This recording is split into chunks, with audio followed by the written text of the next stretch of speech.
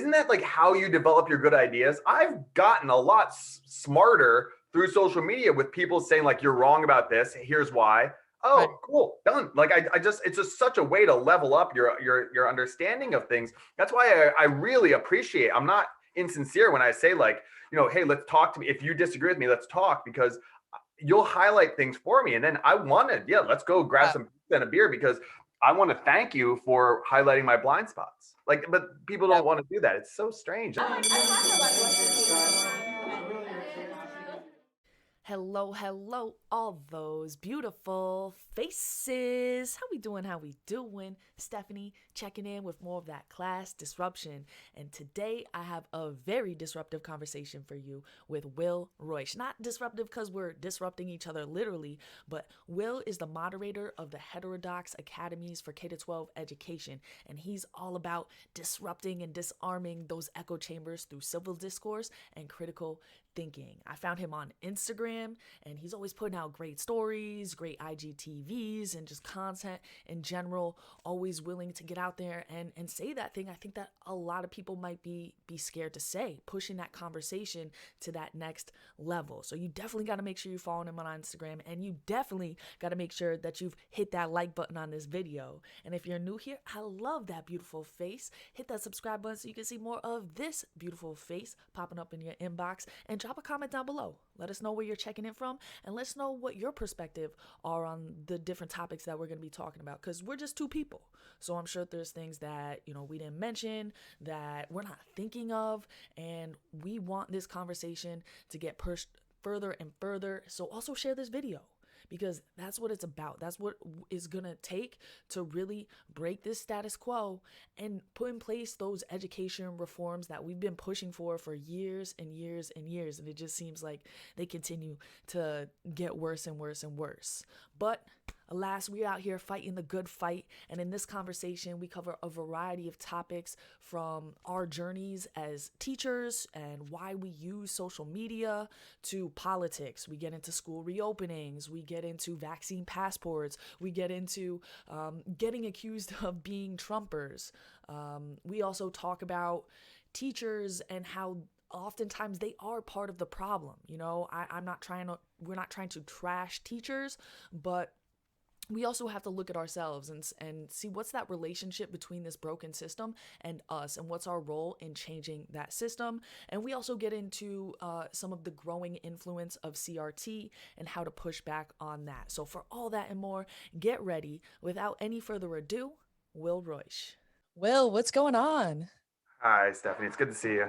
Yeah, thanks for coming on. I'm excited to talk to you. So many different controversial topics out there right now, and I know I can always count on you to come through. Oh, well, thank you. Yeah, well, I mean, we're teachers, so let's figure our way through this and make some mistakes and show our students that we can make mistakes and figure our way through this, right? Isn't that Yes, kind of our job? definitely. Yeah, And so for anybody who's watching who might not be familiar with you, can you just give us your little introduction about who you are and what you're all about? absolutely. Yeah. I moved out to Los Angeles in 2006, and that's when I started teaching high school out here. So I've been at 3 different schools, public schools, charter schools, then private schools. So I've kind of seen all different elements of Los Angeles, really poor neighborhoods and then very wealthy neighborhoods. And then a few years ago, I was addressing a lot of things I was seeing in society in my class, and I thought that they were pretty good. And my wife is a business owner, small business owner, and she uses a lot of social media. And she was like, "Why don't you put your lessons on social media?" I was like, "No one cares. School sucks. Like, no one's gonna voluntarily go to that." But like I eventually just like tried it out, and so now I have an Instagram account which I use a lot, and I started a podcast, Cylinder Radio, just trying to focus on working our way through this and trying to model what good education could look like in a scalable way. So instead of getting to my, whatever 100 kids every year, maybe it can grow to more than that, and then not just be to kids, but to all different ages and all different demographics and stuff like that. So that's how I kind of got into the social media world, and that's how I connect with cool people like you. Yeah. And so is your social media page more geared towards other teachers or students or both? I think it's everybody. Yeah, Okay. I mean, it's so strange who like I have like 70-year-old ladies from Mississippi like saying like, "Oh, this is so great. My whole family watches your stuff and we talk about it and it's great." And then I also have, high school kids in, whatever, Alaska who are like, "Oh, I wish I had, my teacher sucks. I wish I had a teacher like you." So it's really all over the place. It's just a community of learning, and I kind of put myself out there like, "Here's my thought process in Mm. real time. What do you think?" And then people give me feedback, "Oh, this is wrong, you're missing this, or this is good." And then I can kind of develop my ideas. It's such a cool use for social media that I don't see people using nearly enough. Yeah, I love it, and I'm definitely trying to do that. I mean, I started my social media page a little over a year and a half ago now, Yeah. and I also had like a social media page like that was just for my students on Instagram. So I kind Okay. of have like two separate things. I do one that's like more like just like my school, like things that are super specific to my school, like me teaching, and like I will sometimes put up things that are related to current events or different stuff like that. But like I have kind of this other page, Class Disruption, that's more geared towards teachers specifically. So, and I, started making the videos and stuff. So I think that's interesting though, how you're open to more everybody. What grade do you teach? I teach 10th grade global history mostly. Yeah. Yeah. Well, What do you teach? I have it's kind of different at a private school now. So like it's Okay. 10th grade is US history, and then I have a government economics class for 11th and 12th, and then I have a senior level civics class that I Oh, wrote. That's cool. like, it's basically like the IDW. Like Yeah. I assign them to like compare Brett Weinstein's thing at Evergreen, Mike Naino's Yeah. documentary, and then compare that to where does that line up with Martin Luther King's letters from a Birmingham jail. Wow, that's so Like that. cool. It's really cool. I make them like listen to like episodes of The Portal with Eric Weinstein and stuff. Um, I I love it. really, it's fun. Oh yeah, and I would do that's another thing I wanted to ask you about was Eric Weinstein. So and we'll get there, we'll get there.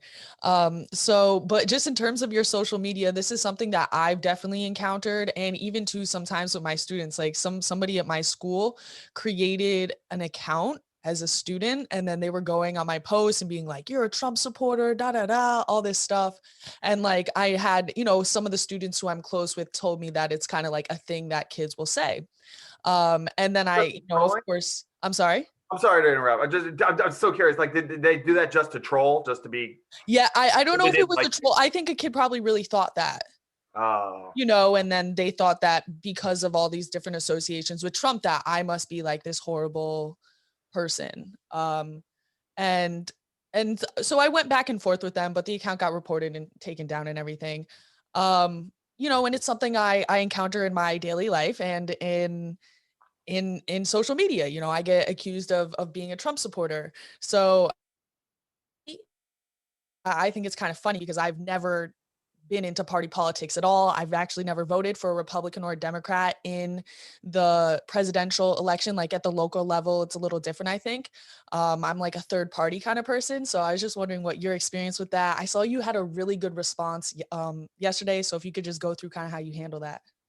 um, which I'm not sure which response you're referring to, but I get accused of being partisan, and I'm not partisan. And that's one of the things, just as a US history teacher, that I look at like the party politics, the way it's played out since, after George Washington, and since actually before that we were even a country, and then all the presidents after George Washington, and et cetera, et cetera. And I just think it's so damaging, and we know it's damaging, but it's just the way that we play it. I have always been a Democrat, and then up until, I voted for Obama. I'm just opening my record. And then in 2016, I just looked at my options and I was like, oh my gosh, like, ooh.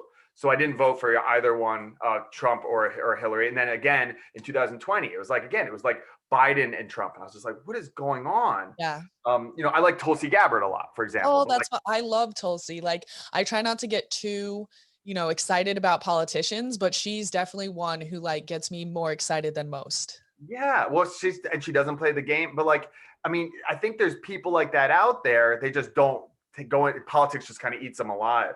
But I get Yeah. accused of that kind of stuff all the time.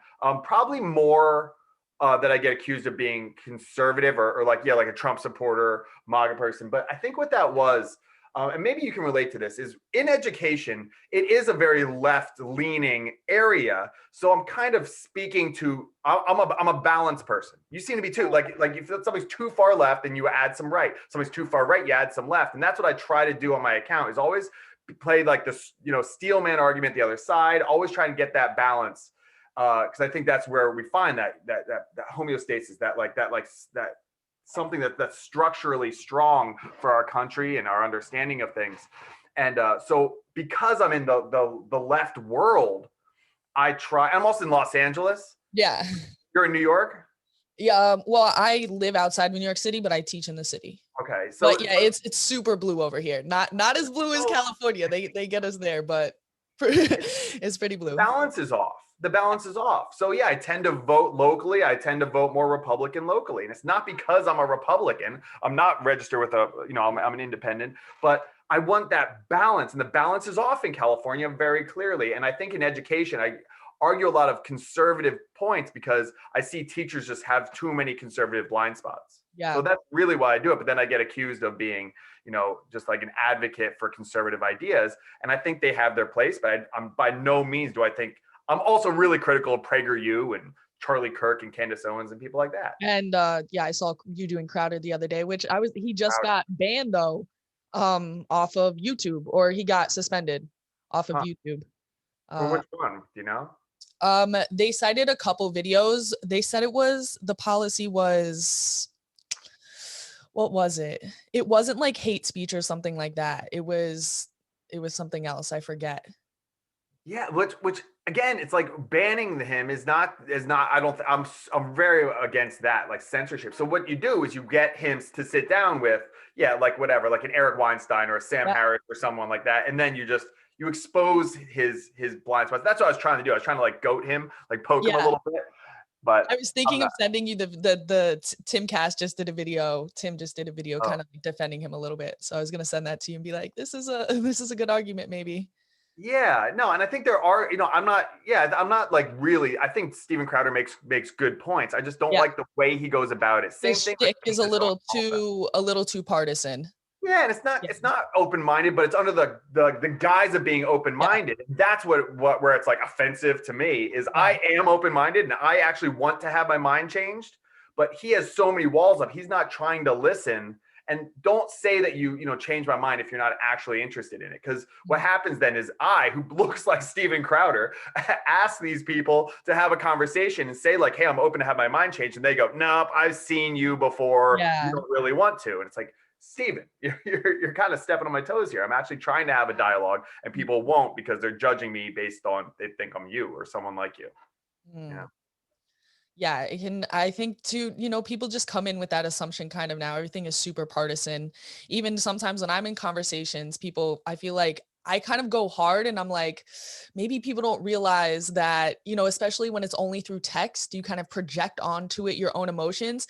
And I'm the kind of person that like, I go pretty hard, but then I'm like, let's, chill and go get a piece of pizza. Like that's kind of just in my nature. Like, that's how I guess like my family dynamic, we've always been very like talk about politics and like go at each other and like say F you and like walk away and then like, go sit down for dinner.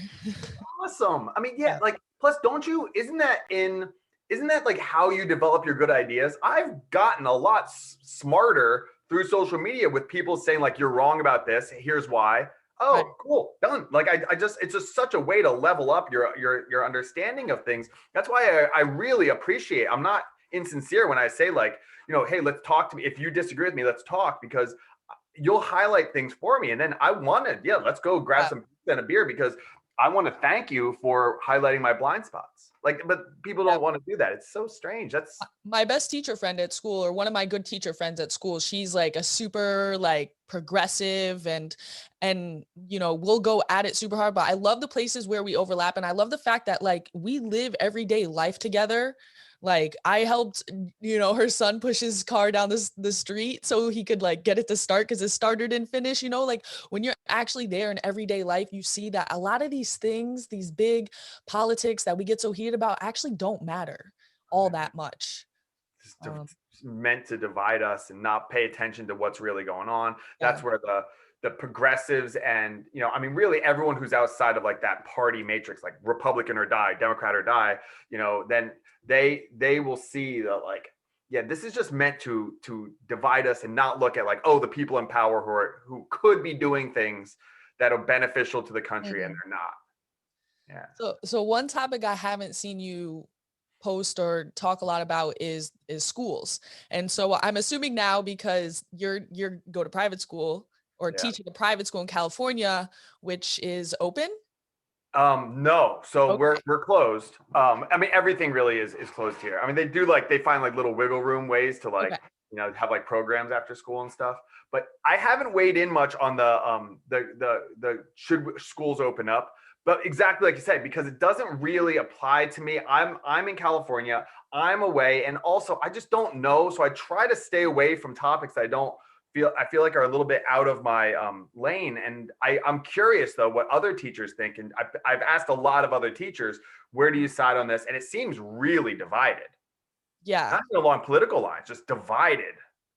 Well, there definitely is a political bend to it. I mean, if you just look at the map of the country where schools are more open versus less open, it's almost a direct overlay to a red blue map. Yeah. Are the teachers there though? Like, because I found like even in like New York, are the teachers all on board with the idea that schools should be closed? Like, no, right? So there does seem to be, I found more people who don't think so. They're here and there, but I would say they're not the majority. The Or like majority there think it seems should to be be a closed. lot of teachers who um are just kind of like, this is convenient for me, like I don't mind it, like there's nothing I can do, it is what it is. And yeah, so that's why I've been pretty vocal myself. It's one of my main topics, and I personally think that it's something that we need to take a stand on at this point. It's gotten pretty bad. I mean, especially out there in California, where you're going into your second year of being virtual, and we don't even have any grasp on the damage that we're doing to kids. So many kids are just below the radar right now. Yeah, I've talked about it a lot. I mean, maybe I did some like Instagram lives talking about it and stuff like that. I think that, what I also don't get from that I would get when I was teaching public school and in tough neighborhoods is like there's a lot of situations where kids, they're embarrassed with what the camera shows, Yeah. like just like in their house. The Wi-Fi issues are just, are really bad for a lot of people. Like there's a lot of stuff there. And that's on top of the elements of being a teenager and how important your social connections are and losing those and sports and all of that kind of stuff. And then you look at like it's because of like kids they could get the virus and then bring it home, and there could be people at home who are more dangerous. There's a lot of like could haves in there, but Well, that's what I'm there's a saying. lot more of like There's a obviously this is happening. Sorry, Yeah, yeah, there's all these could haves, but at this point, the data is pretty overwhelming that those could haves are so small. yeah. And when you do an honest risk benefit assessment, especially now that so many teachers have priority and or have gotten the vaccine, to me, it's like I don't see there as being much of an excuse left, except then you hear, oh well, the kids could still do this, and then now the whole thing with vaccine passports and all that. So There- There's a kid, like there's a situation where you've seen this. I'm curious your thoughts. Like there were a lot of teachers that were like, if you send us back, you are sending us in for slaughter. Like you are sending us to our deaths. Like I saw that all over from a lot of these like prominent teacher Instagrams and stuff like that. yes, and that's what I'm saying is like the prominent teacher Instagrams are all in this like doom and gloom, and there's not one person. They're either silent, not saying anything, or it's doom and gloom. It's like where's everybody at? Yeah. Yeah. Like, and how do you turn back from that? Once you say like you're sending us to our death and everything like that, and then you can't be like, all right, it's good to go back now. Like, how does that make? I guess maybe they'll use the vaccine as a way to do that. But isn't it also unions? Like that's a problem. Yeah, places that have stronger worker rights and or unions have basically been holding the kids hostage. And it makes it much, I mean, and I don't even understand it, the long-term part. And then the unions never actually asked, at least in New York City, they never asked us. I was never asked like, do you want to go back? Do you not want to go back? I think, but in other places, when they did get the chance to vote, like in LA, in Oakland, in Chicago, they almost overwhelmingly voted to side with the union. So Yeah. it's like, some people Easier. say, I mean, look, it's easier if you're not trying to, if you're just like phoning it in, I should say. It's not easier to teach well. No, that's not what I'm saying. It's like, it's easier to just like stay wearing pajama bottoms. Like that element is easier than going in. Plus, if you have kids at home and they're home, then like like my kids are in, they're 6 and 4, but like, I can kind of watch them, then just jump on, do a class real quick, go. But yeah, I'm not teaching as well, clearly. Yeah, I'm not. But I think it's hard to say, like, they're not getting pay cuts and stuff. You didn't get a pay cut, right? no. Yeah, so stay at home. You don't have to go out. You don't have to, like, I get why people don't want to go back. I just think that you got to do your job. Yeah. So and now we have this thing coming out with the vaccine passport. I mean, I saw LA a few weeks ago, they put out this really weird dystopian ad about what it's going to look like going back to school, and you have to like do this app, and then it's like, and then when the vaccine is available for kids, it will give you a notification. And then there was a headline yesterday that came out about how Biden administration and big companies are looking into vaccine passports. I made a post about it the other day. So,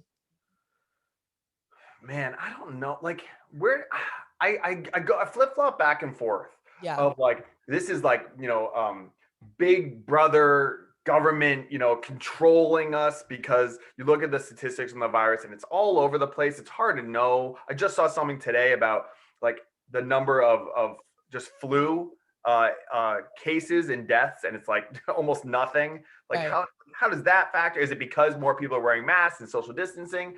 Probably. Is it because things are flu are being misdiagnosed as COVID to some degree? Probably. Like, we just don't know how much of the passport thing is a control thing and how much of it is trying to genuinely stay safe, and we're leading the blind through this thing. I don't know. I You have, mean, you have an opinion about this? I think that if you look back on the past year, there's very little evidence to justify most of the measures that we took. There's Yeah, very not little there. You cannot justify closing schools for this long. I think that you can't justify some of the restrictions that have continued on and on. So I just think that their track record is not good. And I think that there's a whole industry now that has cropped up around this. And I think that it does get a little creepily close to, now they have all the infrastructure to do a social credit system. And it's not even like you have to guess what that looks like, because they already have them in China.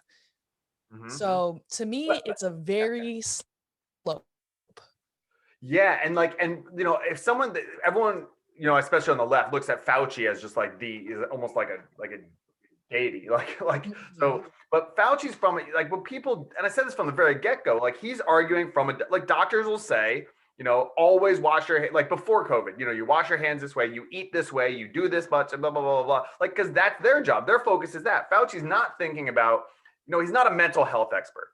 He's a virologist, so he's going to shoot from a virologist. But where are the mental health experts? Right. He's not an educator. He's not. So he's one element, and then a lot of people look to him and say, whatever he says, we need to do.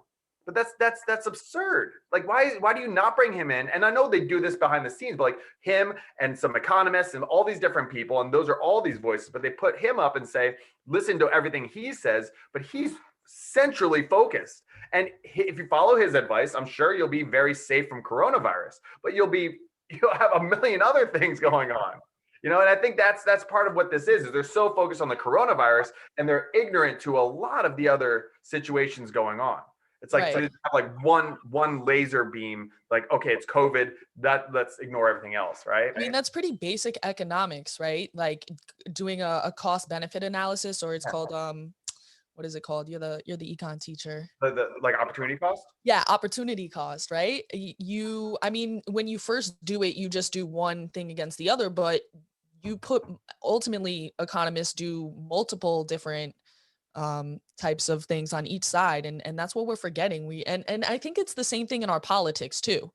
Like you pointed out, right? You just looking at this one thing or these two things, and you're missing this whole picture on the outside. And I think there's real trauma that's been done. I mean, I feel it myself. I see like two maskless people and I'm like slightly triggered, and then I'm like, oh wait, like we did that 2 years ago, it's cool.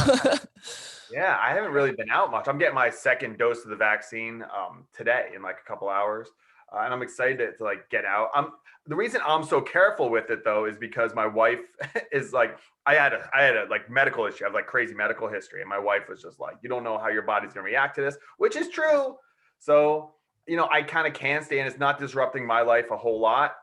My school's cool with me staying home, so it's like, yeah, I mean, it's kind of fine, but I don't push that the way I've been kind of like isolated and stuff like that. I don't think it's for everybody by any means. I'm kind of in a unique situation because my like blood clots easier and stuff like that. Okay.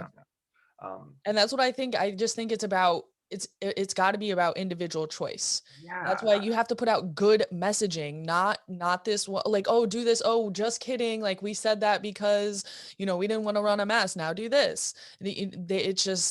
It's hard to believe anything that anybody says anymore. It really is. Like, where do we go for good information? It's so tough. I saw some teachers posted something like, another teacher dies, a healthy 34-year-old woman dies. And then you like look it up and she was like over 400 pounds. And like this, I'm not like fat shaming by any stretch. It's not that, but like clearly if your body's under tremendous stress just from like walking, that you put a virus in there that puts stress in your body, it's gonna be bad. And the counties with the highest obesity rates and the countries with the highest obesity rates have the highest per capita COVID deaths. Right. But that should be the lesson here. Like that should be, and I wouldn't have a problem so much with the messaging of like, go get the vaccine and we've got these different NPIs that we're using. If it was also equally matched with like, go for a walk, be healthy, take your vitamins. Vitamin D, just push it everywhere. Get vitamin D, go outside, get sunlight. I know people that got any money. It does not make any money.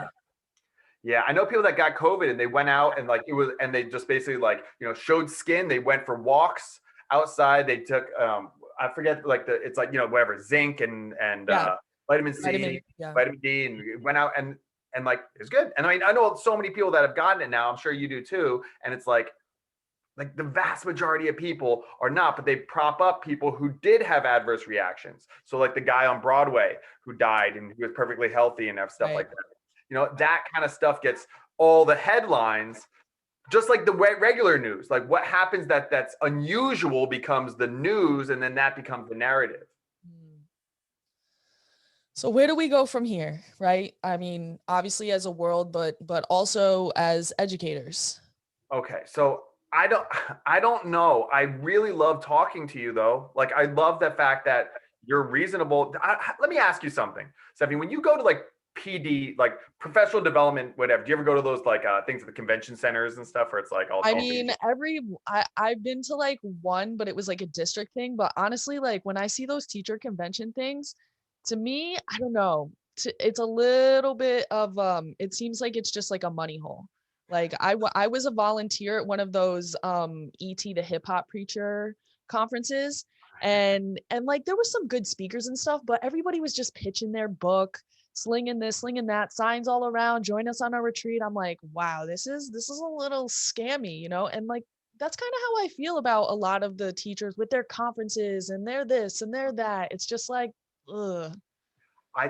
It's so strange because now I've met more and more, because of social media, more and more teachers that I get along with and like, oh, this is awesome. Like, but when I go to those things, I'm like a coach of like a debate team, so I go and meet all these other teachers at these different places we travel around. Like, I don't get along with any of them. Like, I don't know, get along, but they're just not my people.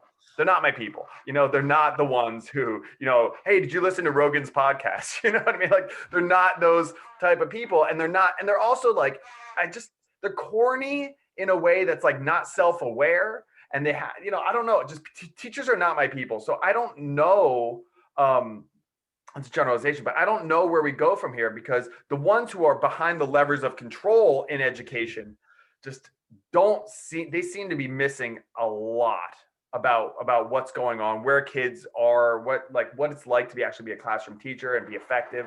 I don't know. I'm school system's in trouble. I think more and more kids are going homeschooling if they can, and then the kids who can't afford that or don't have parents that care, then they're going to be stuck in these terrible schools. I don't know where we go. It's a problem. So this brings me to, I was just finished the episode with Jacob and Eric Weinstein. And Eric Weinstein basically said, like, teachers cause harm. Like, there's this weird complex, and he was basically saying, like, there might be a few good ones, but in general, teachers cause harm. So, and then on the other hand, you have, Jacob, who I would say that, the school system did enough, I guess, to save him, but in the end, it seems like it didn't serve him in an education purpose. It was a place that he found like a safety. Right. Yeah. But not necessarily. So yeah, where do you fall on like the fault of individual educators? I think there's a lot. I mean, who becomes teachers? Why did you become a teacher? Because I had so many shit ones. Yeah. And I wanted to be like, I had a couple really good teachers, and I wanted to be that teacher, not the teacher who told me like it doesn't matter what you do because I still get my paycheck. Or not the teacher who's just like, you can tell is just like coming in, and then as soon as the bell rings, they're out with the kids, Yeah. Yeah. I mean, I think learning is really, really fun. I was up last night and I was like just watching some stuff. I was watching like Jonathan Pageau's YouTube. And I was like, I swear to God, we listen to all the same channels. He's so good. And I just kind of found him. And I was watching and I was so tired. And I was like, I don't want to go to bed because I want to keep learning. And I was like that wasn't in me at all when I was a teenager at all. Like I would actively not use my brain. So learning's very fun and cool and awesome. And like, why is that not translating very well through the education system? I think that, people like Jacob who are from just horrible backgrounds and, are abandoned in so many ways. Teachers, it aligns with like teachers are like, I'm going to save you, that savior complex. But Eric, who was, this super genius who just didn't really fit into the system, would challenge his teachers. Teachers don't like to be challenged. It's ego. It's I'm a good person. I'm a school teacher. Yeah. So I'm a good person. And so it's a lot of virtue signaling there. Of course, they're going to align with politics that have the front of being very, kind and virtuous. And then in doing that, like, what do we do about the kids that don't fit that model? What do we do about those twice kids? Kick them out. Yeah, I guess so. Or just, I saw that was like the same thing. Like I had a lot of friends who, outside of school, they were so funny. Like a lot of them were like really good rappers and they could freestyle and stuff like that. And then like in school, like admittingly, they would act kind of like an ass sometimes. But like, I always just felt like the teacher jumped the gun on kicking them out. Like I thought that the teacher could have just been more creative to figure out how to bring them into the lesson. I love the Abraham Lincoln quote. I don't like that man. I need to know him better. And when I would have like really tough kids, and they would just be like, this kid's such an asshole. Like I would be like, all right, that's it. We're having lunch every day this week. Otherwise, I'm going to go to the principal and you're going to get expelled or something like that. And like, so I'd have lunch with them. And I don't even know if I had to threaten them. I think they probably just were willing to have lunch with me. And then I got to know them better. And it just makes so much more sense than why they're acting this way. And you get to know them. I still, to this day, have lunch with a different student every day. So it's even virtually like, so let's meet at lunch. We're going to talk for 45 minutes or an hour, just about everything. It's going to make me a better teacher. You're going to see that I actually buy in to care about what's going on with you. And it's just like forming those relationships is so important, and I don't know how often teachers actually do that. You've probably heard some teachers say horrific things about kids. I hear it all the time. This kid's a brat. This kid's terrible. Oh my gosh, this person's like such a loser. Like, what is going on? Why are you in this job? Like / they're 16 years old. Like I was such a loser when I was 16 too. They're kids, man. Like if a 15-year-old or a 16-year-old is horrible, like why? Clearly that is a made monster. Like, isn't that sad? Isn't that a bad thing? Is that something you want to try and understand and try and like fix whatever is like whatever they're needing? But it's easier to just label it, especially if they don't fit into that category of like, they like Jacob, they were like, absent parents, blah, blah, blah, blah. Some kids are just, they have all those markers. I see this at like a private school I'm at now. They have all those markers. They have wealth, or they have two parents in the household, but they're still horribly neglected in other ways. Right. There's massive pressure that you better get into Princeton because I got into Princeton, your brothers got into Princeton, your grandma got into Princeton, you better get into Princeton. And the kid's just not interested or not, Princeton material. And that's an element that I when I went to private school, I really felt like a sellout. And then I was gonna ask you that. Yeah. Oh yeah. I debated it a lot, and I just had to get out of the public school system because it was so handcuffing me to. I couldn't teach the way I wanted to teach.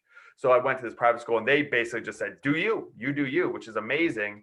And then I see that like kids they're still kids, and I've taught like actors and stuff like that, kids whose parents run billion-dollar hedge funds, and they're still like.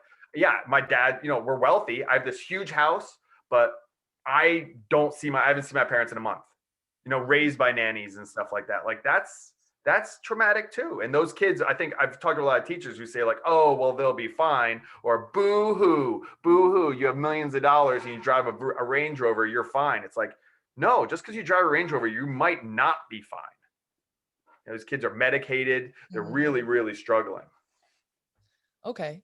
Yeah. So it's because that's something I think about too. I want to teach where I teach because I feel like I came from, I didn't come from the city, but I came from a school system where it was, heavily minority. When I was in elementary school, like I was one of the only white kids there. And then when I went to middle school, I saw how the system played out because everybody who came from my school was in like the lower groups. Cause when you're in middle school, they split up and then except for a couple kids, everybody who was from the other side of town was like in the higher groups.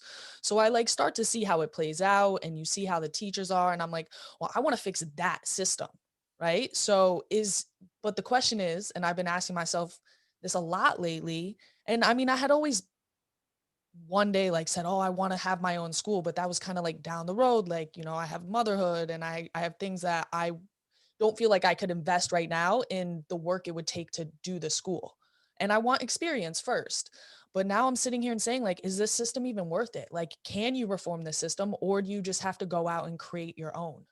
I think, yeah, I don't know. I mean, the idea of starting a charter, that's like definitely one of the things that I think is really important. We're talking about Tulsi, like one of the things that, and I've been fortunate enough to have back and forth with her a little bit about stuff in the education system and stuff. And she's like, go start a school. But it is, again, yeah, I'm in a similar spot. My wife, we already own a business. We have a family business. To do that again, I wouldn't want to do it unless you're like all in, right? Because I think you could probably make a really cool school. And there are great charters in New York. There's some great here in LA. Like I've taught at charter schools and I really enjoy it, like a lot of elements of them. But I don't know. But then, yeah, is that just like what happens to the kids who don't have parents who say, hey, I'm going to try to get on this list for this charter or stuff like that? Do you leave them behind? Just going to the sellout thing. If I just tell a quick story, like I was at this school that was really, really bad, like gang infested and stuff. And so every once in a while, a kid would, graduate and say, I would have ended up dead or in jail if it wasn't for you. Thank you. And it was just like, wow, that means a lot. And then I go to this private school and I feel like a sellout. And I'm like, what am I doing? I'm leaving those kids who would be in jail right now. And maybe I could help them get out. But then I did a senior project. And the senior project is to pick a problem in America and come up with a solution, basically. Okay. And these are smart kids and really hardworking kids. And one of the kids picked the prison system and he said, how to lower recidivism rates. And he, did this whole layout of like, job placement and better ways to do parole and all that kind of stuff, right? Skills based and medication and all that kind of stuff. And then he graduated and went to like Washington University, I think. And then like 2 or 3 years later, he's like, hey, can we meet for coffee? Yeah. So we met him for coffee and he said, hey, I just want to let you know, I got picked up to work on a think tank to try and rethink the prison system. So I was like, oh, like it is like a higher, if you go for those, one of the problems that we keep talking about is like the people in these levers of control. Who are the people in these levels, who are behind the power structures, the ones at the top. Going to a private school can maybe get at them, So it's a way that I kind of, I guess, justify that I'm not a sellout. But I don't know how the education system. It's so big and entrenched and powerful. I don't know where to begin. Yeah, do you just leave it and say I'm going to do my own thing and serve these kids that I can, or do you go into straight at the beast and say like, NEA or whatever, like bring it. Let's have some conversations. But there's so many gates to even get in with them. I don't know. I think ultimately there's no one right answer. There's many paths to liberation. Mhm. Um, Yeah. so I think that probably doing some of what you're doing, and then, I don't know exactly where I'm going to go from here. I've been considering some different things, but I do like the school I am at. Like, I think it's a good environment, especially in a public school. I mean, I hear people's horror stories. Mhm. And there's certain things that like I do have to do at my school, but at the same time, I do have pretty good freedom where I see other teachers don't. Like, I know, places they have to hand in very specific like lesson plans, and I'm just sort of like, oh, like I can print out my slides for you if you like need a lesson plan. Yeah. um Is woke so stuff getting in your school? well, I'm taking now like a district required PD. PD, and it's not like everybody had to go. They were like, "Hey, like you have to send this many people from your school." So I signed up for it because I was like, "Oh, this kind of looks like it's a little bit woke." And so I went. I missed the second session. I'm so mad. I had a bunch of meetings that day, but it's 4 sessions altogether. So the first session, it was like getting us into it, and the thing is that I'm with them like 75 to 90% of the way, Yep. right? And then they just like everything just sort of like flips. Like when I was done with the PD, I'm going to do like a video where I kind of review the different stuff, but like the literacy program that they're using was called like Black something literacy, where it's just basically like I have no problem like being diverse and stuff, but it was basically putting one group on the pedestal saying like they know better, and now we all have to like show reverence to them. Yeah. Yeah. And I feel like teachers and a lot of people, I guess, have a tough time. They're like, because I sit back and go, just like you, I'm like, good, good, good, good. Oh, no, no, that's too far. Yeah. And people don't know where to draw that line. So they just say good, good, good all the way through. There's no speed bumps. There's no one saying that's where you draw the line because it's scary. Because when you say, hey, that's where I draw the line, then you can be labeled all those terrible things and stuff like that. But that's a very pernicious element of going into the education system as Yeah. well. And I'm able to push back on that more than I think a lot of other teachers are scared to push back justifiably because they think it could mean their job. So that's actually the one of the reasons I kind of started class disruption was I saw this trend kind of coming. So I'm like, all right, I want to kind of create a page around it, but definitely at first, and I was more scared to like kind of get into the politics. I just kept it mostly about like, teacher stuff. And I was trying to build up some relationships with people. And like now more recently, I've been getting into like the more political stuff. And I feel like it's kind of like just in time that I'm like finding my voice, because I definitely feel it coming. And it's really hard because again, if you say anything where you're just like, I don't know, guys, like maybe we shouldn't do that, then it's like, oh, you're a racist, you're a Trump supporter, you're this, you're that. I'm like, first of all, you know me. Like, I don't know, like in everyday life, like am I somehow like that good at hiding my racism that I'm here surrounded by, like Yeah, that's teaching. such a great point. That's such a great point. I'm glad you made that. People will turn against. I mean, people will turn against their fathers because I know someone who turned against their father because he posted something that was like, well, whatever. Like George Floyd was a criminal who did something to a pregnant woman or something like that. Yeah. And she was just like, haven't talked to her dad now in like 2 years or whatever, a year since June, Yeah. whatever, a year since posting that. And it's like, it's your father. Like Yeah. he's a good dude. So clearly he has a perspective that might be off, but like figure that out. Right. The way Yeah. you change it is through relationships. I remember when my cousin, who she's like not quite 10 years older than me, but a substantial amount of years older than me. So, I was in like middle school or elementary school, and she was going to prom, and her boyfriend, who later became her husband, was Black.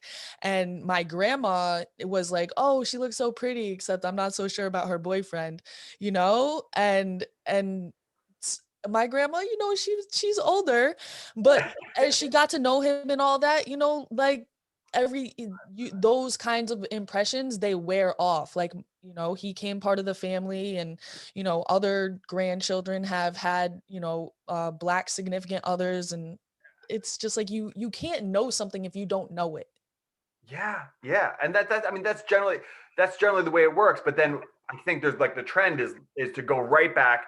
Remember what you said, Grandma. Remember what you said. It's like, yeah, but he's part of the family now. I also just made him his favorite casserole or whatever. Like, but that's the whole cancel culture. That's all this stuff, and I think it's the fear of a lot of teachers to bring this stuff up because then they'll get labeled this way.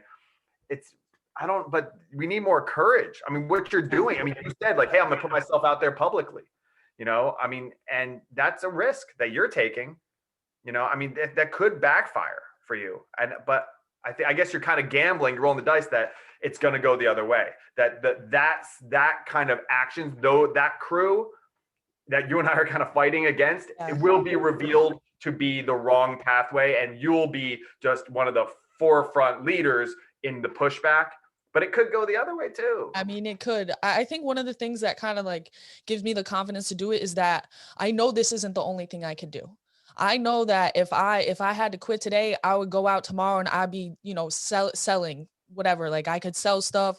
I could go get a job and become a manager somewhere real quick, and figure out another plan. Like, I believe in the skills and the value that I have to offer to the world. So teaching is what I choose to do with that. And I'm so grateful and appreciative that I can do that. I think that it's like, I don't know, like, this is what I chose to do. I'm not going to complain about it.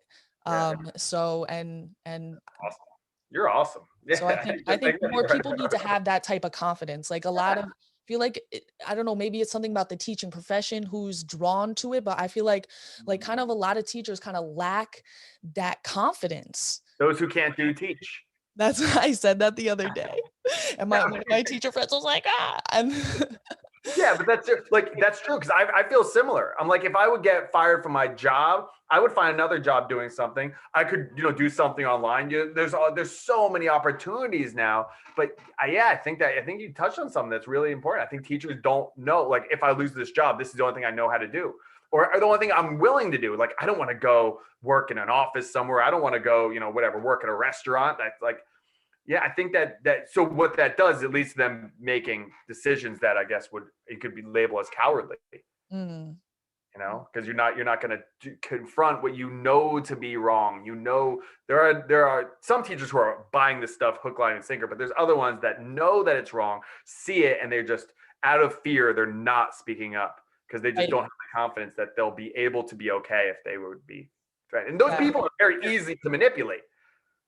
The path of least resistance, I call it the good people syndrome.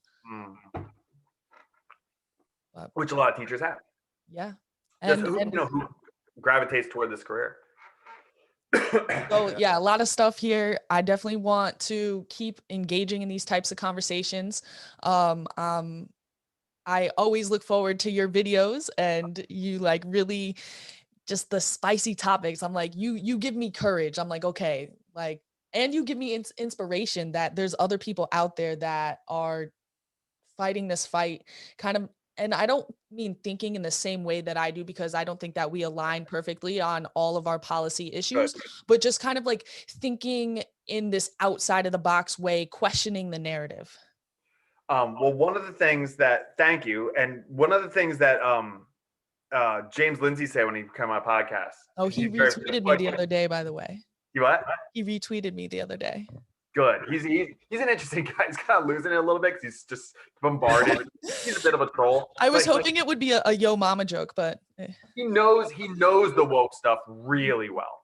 And I've been trying so hard to get him in a room with like a diversity, equity, inclusion head of a school. I've talked to so many people, different professors and critical race theory professors. They won't talk to him. But one of the things that he said is that in education, you need to form Voltron. He's like, I'm going to come on your podcast and we're going to talk about this stuff. Then it's kind of like a bat signal. Like, and if you and I, and there's others, and Jacob, I think, especially after his conversation with Eric, is like kind of pushing back a little bit, getting more into like taking stances and stuff. More and more teachers see that, And like you said, like, oh, it makes me courageous enough to do it. I was in just a unique situation. That's why I was one of the first teachers to do it, because private school that supports what I'm doing. They're like, hey, what you're doing? They're like, hey, we got 3 emails yesterday of people who said that we hired a racist. Keep it up, because we know you're not racist. So That's awesome, though. it's really, they're like, we see what you're doing. We know that you're not. It was an anonymous email. Don't worry about it. Keep it up, which is just like, okay, awesome. Plus my wife is a hustler, so I don't have to worry about the financial element as much. So it's like, I'm uniquely there. But then if that inspires, teachers like you, even just a little bit, to be like, all right, I'm going to push back. And then other people are going to push back with your own perspectives. I love that you don't think exactly like me. It's not about getting everyone to think like me. It's just taking a stance to be willing to have these conversations and push back. Then we become pretty powerful. And once there's like a group of us, then we can go to the unions, or we could go to the people in power. We can say like, hey, there's a bunch of us. We're not just one person standing. So that's really encouraging to hear. And it's awesome. I was trying to ring this bell for a while, when I only had, 75 Instagram followers or something like that talking about this stuff. But now that it's a few thousand, that I connect with people like you, and then you're going to grow and you're going to have a lot of prominence. And then, okay, now you can't ignore us anymore. Right. It's really awesome. It is. And, it's one of the things I've been feeling. I was feeling kind of optimistic when I was going back to school. Then this last week, kind of like there's been a lot of headlines that have me down. I was losing optimism, but this conversation definitely brought me up just a little bit more. So getting my optimistic nature back in me. And I appreciate talking to you, and we'll definitely stay connected, keep this conversation going. Yeah, absolutely. Yeah, we will. Yeah. Thank you for inviting me on. I enjoy this conversation. I really did. Oh man, such a good one. And this is somebody I hope to have back on the channel very soon. And you can definitely catch us on Instagram. We're planning to do a live video following up this video, and hopefully a lot more in the future, because I haven't really seen many other people doing what Will's doing what I'm trying to do. And so we have to grow this community. And if you want to have a conversation, if this is what you're down for, let me know. Leave a comment down below. Hit me in my inbox. You know where I am. I'm on Instagram. I'm on Twitter. You can find me on Gmail, although I'm not gonna, I should check that a little bit more often. And if you haven't already, I need you to make sure you've hit that like button, you've hit that subscribe button. Those things really do help. We've been getting up in the subscribers here. We had a live video going the other day. We had a bunch of people on there. So we need to grow this space, and you can do that by simply liking, subscribing, and sharing this video. And thank you for being here. Thank you for your beautiful face, and stay foolish, y'all.